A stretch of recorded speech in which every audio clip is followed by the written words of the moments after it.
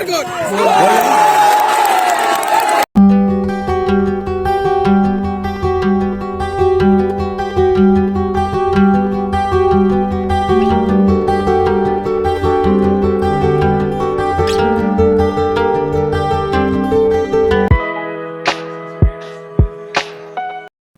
Guys, welcome back to my channel. আজকে কিন্তু মকর সংক্রান্তির দিন সকাল সকাল তোমাদের সঙ্গে চলে এলাম। আর দেখো আমি এখন ঘুমাচ্ছি আর মা ভিডিও করে দিচ্ছে, আর বোনও ঠান্ডা হাতটা আমার গায়ে দিয়েছে। ঠান্ডা হাতটা আমার গায়ে দিতেই পুরো কারেন্ট শট খেলাম। মারাত্মক ঠান্ডা ছিল ওর হাতটা। ও না সকাল সকাল ঘুম থেকে উঠে গেছে, আর আমি না এখনও ঘুম থেকে উঠিনি, আর ও আমাকে কি জ্বালাচ্ছে। তো তোমরা ভিডিওটা দেখতে থাকো, আশা করি ভালো লাগবে। ওঠ না, মাছ ধরতে এসে গেছে।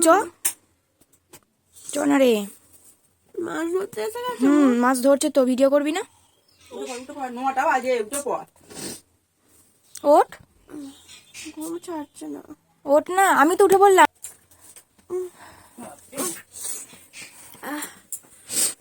বাবা সকাল সকাল কেন ভিডিও করছো? আমি ভাবলাম ঠান্ডা হাতটা একটু দিই, দেখি রিয়াকশনটা কি থাকে। আমাকে মা প্ল্যানিংটা দিল। আমি মাকে মায়ের গায়ে হাতে ঠান্ডা হাতটা দিচ্ছিলাম। বলছে আমাকে দিয়ে লাভ নেই, যাকে দিলে লাভ হবে যা তাকে দিয়ে যা। তো গাইজ এখন আমি চলে এসেছি পুকুরের সামনে, আর এসেই দেখলাম কাকু পুকুরে জাল নামিয়ে দিয়েছে মাছ ধরার জন্য। আর পৌষ সংক্রান্তির দিন সকালে কতটা ঠান্ডা ছিল বুঝতেই পারছো, হাড় হিম করা ঠান্ডা। এই ঠান্ডার মধ্যে কাকুরা যে কিভাবে পুকুরে নেমে মাছ ধরছে আমি নিজেই বুঝতে পারছি না। জালেতে কিন্তু অনেক ধরনের মাছ পড়েছে, বেশি পড়েছে কাতলা মাছ, আর এখানে রুই মাছ আছে, তারপরে সিলভার কাপ মাছ আছে, তেলাপিয়া মাছ আছে।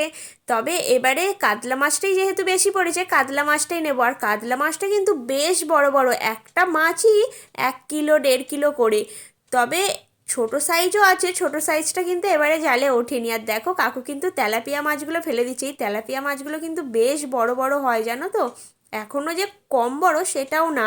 তোমরা হয়তো ক্যামেরাতে অতটা বুঝতে পারছো না, বাট এটা অনেকটাই বড়। পুকুরের এরকম টাটকা টাটকা মাছ খেতে কার না ভালো লাগে বলো? সবাইরই ভালো লাগে। যাদের পুকুর আছে তারা নিশ্চয়ই আমার কথাটা ফিল করতে পারছো। তো দেখো এখন কিন্তু আমাদের মাছ কেটে বেছে ধোয়াও হয়ে গেছে, আর এখানে কিন্তু প্রচুর মাছ আছে। এই সব মাছ কিন্তু রান্না হবে না, অর্ধেক মাছ ফ্রিজে রেখে দেওয়া হবে, অর্ধেকের বেশিটাই রেখে দেওয়া হবে। আজকে মা রান্না করেছে শাকের তরকারি, আলু ভাজা আর মাছের ঝাল। আমি কিন্তু একটা কাতলা মাছের বড় মাথা নিয়ে নিয়েছি, আর এদিকে আছে কড়াইয়ের ডাল। তো চলো গাইজ এখন এবার খাওয়া দাওয়া করে নিই। খাওয়া দাওয়ার পর অনেক কাজ আছে। খাওয়া দাওয়ার পর আমি একেবারে রেডি হয়ে গেছি একটা জায়গায় যাব বলে, ফুটবল খেলা দেখতে যাব। আর এই দিকে যে রান্নাঘরটা দেখতে পাচ্ছ এটা কিন্তু মাটির উনান, মানে এই রান্নাঘরটা মাটির উনানে রান্না হয়। তো চলো তোমাদেরকে দেখাই। এটা কিন্তু আমাদের ওই বাড়ির ভিতরে না, এটা একদমই বাইরে। তো দেখো মা কিন্তু এখন রান্না করছে। কি রান্না করছে? এখন মা করছে আজকে পিঠে। তো দেখো আজকে পিঠেগুলো কতটা সুন্দর হয়েছে। আর আজকে পিঠে করে কিন্তু এরকমভাবে জলে ফেলতে হয়, তাহলেই আজকে পিঠে নরম হয়। তো চলো মা কিভাবে আজকে পিঠে বানাচ্ছে আমি তোমাদেরকে একটা দেখিয়ে দিই, তাহলেই তোমরা বুঝতে পারবে।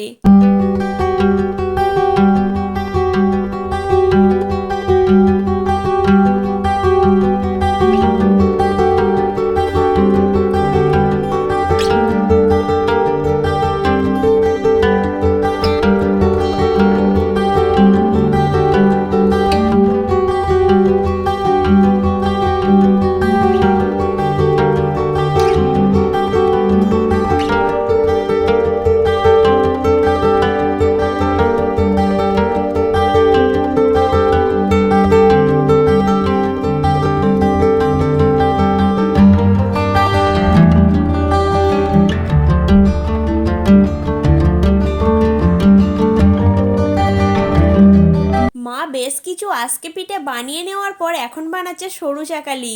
সরু চাকালি খেতে তোমরা কে কে ভালোবাসো আমাকে কিন্তু অবশ্যই জানিও। আর মায়ের মতন সরু চাকালি কে কে বানাতে পারো সেটাও কিন্তু আমাকে বলো। মা কিন্তু খুব সুন্দর পিঠে বানাতে পারে, আর এরকম সরু চাকালি বেশ পাতলা পাতলা করে আমিও বানাতে পারি না গাইস, মা এত সুন্দর বানাতে পারে। তো জাস্ট তোমরা দেখতে থাকো, তাহলেই বুঝতে পারবে।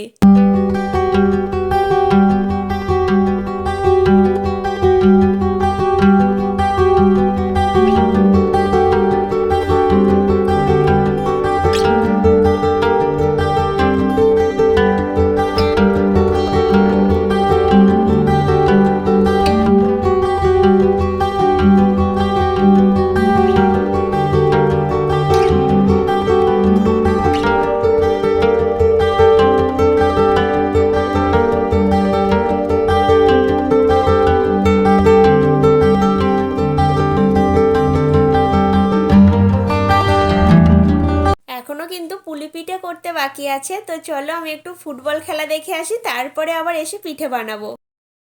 আমি যে মাঠে বাইক শিখতে এসেছিলাম, মানে স্কুটি চালানো শিখতে এসেছিলাম, সেই মাঠেই খেলা। তো চলো মাঠের ভিতরে ঢুকে আবার তোমাদেরকে দেখাচ্ছি। আর আমরা দুজন, তোতন আসছে পিছনে আছে।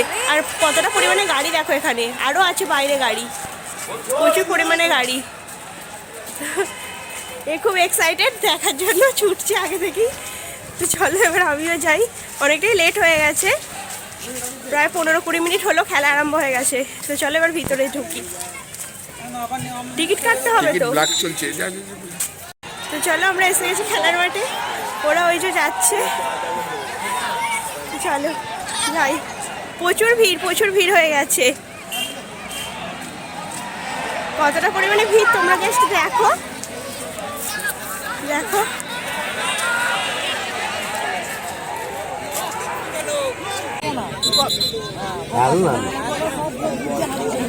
তুলে দিয়ে আর এদিকে সবাই কাছে পাবে।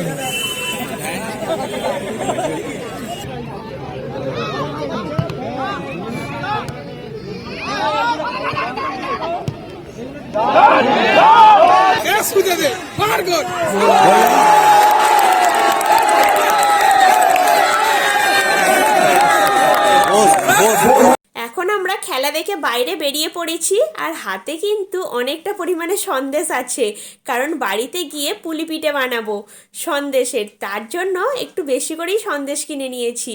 আর তোতন দেখো স্কুটি নিয়ে চলে এসছে, এবার বনু উঠে পড়ছে।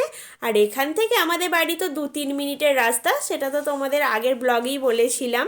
আমি এই মাঠেতেই স্কুটি চালানো শিখতে এসেছিলাম।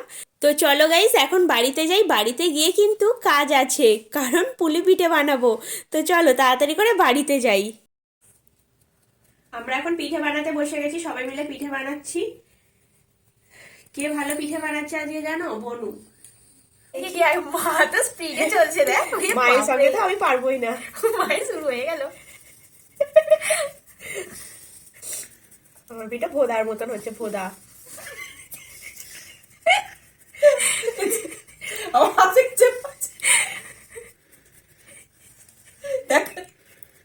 তুই কি করছিস? দাঁড়া আমারটাও তুলবো তারপর তো।